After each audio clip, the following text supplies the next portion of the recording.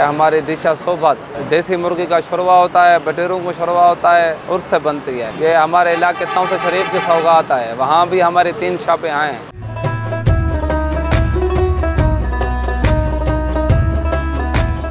मेरा नाम भाई अज़दार हुसैन है। हमारे भाई ने यहाँ फरमाइश हमें की थी जहाँ मुल्तान में लगाएं, उसकी फरमाइश पर हम यहाँ पहली शॉप हमारी है जो हम मुल्तान में लगा रहे हैं। लगी है माशाल्लाह, अच्छा रिस्पांस मिल रहा है हमें यहाँ पर। और भी इंशाल्लाह न्यू होटल हम खोलेंगे इंशाल्लाह बड़ी।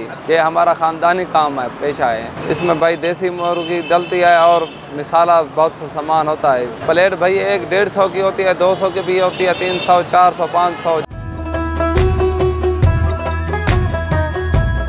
गरम शोरबा होता है, रोटी के अंदर डालते हैं, फिर मिक्स करते हैं, बनाते हैं। फिर इसे रोटी भाई गंदम वाली होती है, बड़ा माना होता है उसका, इसके अंदर डालते हैं, फिर बनाते हैं। सब टोटल बनाने में 1.5-2 घंटे लग जाते हैं। फिर देसी मुर्गे का शोरबा हम बनाते हैं, इसमें बटेर का भी होता है, फार्मी का भी होता है।